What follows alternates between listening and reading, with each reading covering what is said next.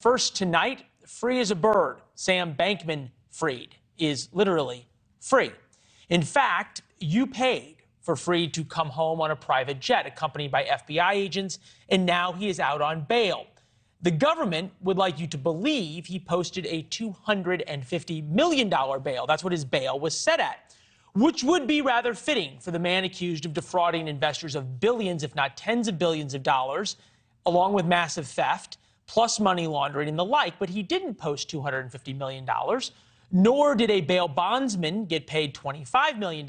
In fact, his parents, all they did was pledge the equity in their home in California. That's it. So a man who allegedly siphoned off huge amounts of cash to overseas banks, lived as a billionaire and counted the rich and famous as friends, based himself in the Bahamas to avoid U.S. laws. He will now live with his parents on a pinky promise to show up for trial. His parents are both law professors at Stanford and allegedly advised his son in his crypto business and political donations.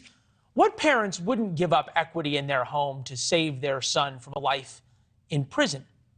Something worth thinking about. Remember, the Bahamas refused Fried bail. They thought he was a flight risk, so they kept him in a notoriously uncomfortable jail. Fried said he would fight extradition to the United States. Then, shockingly, he changed his mind.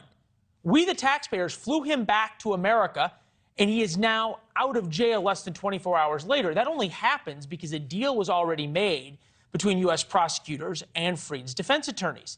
In fact, prosecutors have made a lot of deals, including that Caroline Ellison and Gary Wong, two of Fried's underlings, have already admitted their role in the fraud. They'll now help prosecutors. That happened pretty quick. FTX melted down less than a couple of months ago. And these two already have deals and are out on bail. So let's review. The two underlings get bail. The man accused of the greatest fraud since Bernie Madoff, maybe even in the end it will be a larger theft than Madoff, well, he's out on bail as well. And investors, well, they can just wait. Jennifer Say is here, author of Levi's Unbuttoned, The Woke Mob Took My Job But Gave Me My Voice. Jennifer, you know, a lot of America feels the system's rigged against them.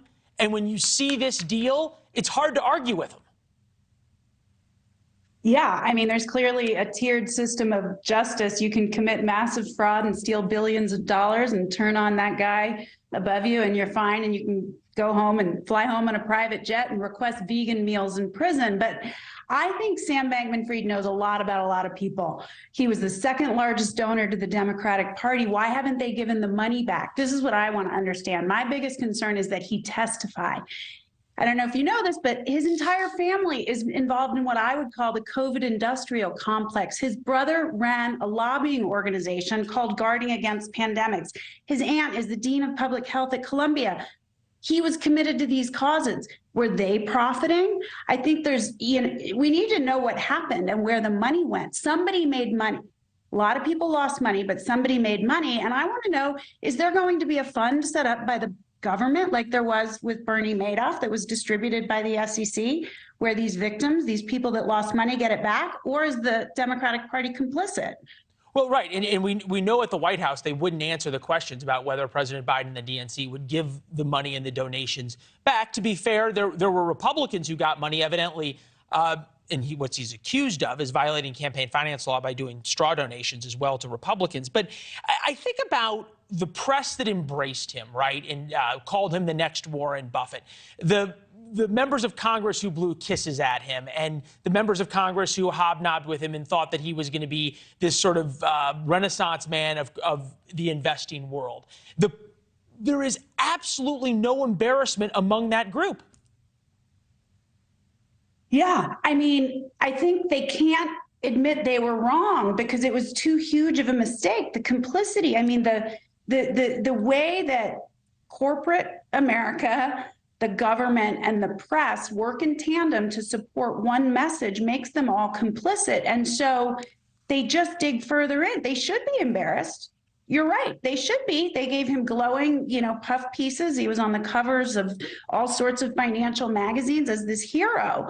And yet he had no basic financial controls in place. Why didn't he? Wasn't he required to report? Why didn't anyone ask any questions? No, and as he was testifying in front of various congressional committees and talking about regulating crypto. Nobody asked about what was happening at his organization. Jennifer, stand by real quick. I want to bring in Steve Barrick, former federal prosecutor, a man always on the move. Steve, we appreciate you joining us. Is this as much of a sweetheart deal as it appears to normal people to have a little pledge of equity from your parents in their house, and you may have committed the biggest fraud in history and you're back home in your own bed?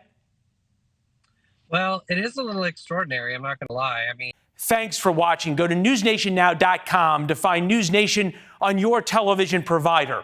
And don't forget to subscribe. Click the red button to get more of NewsNation's fact-driven, unbiased coverage.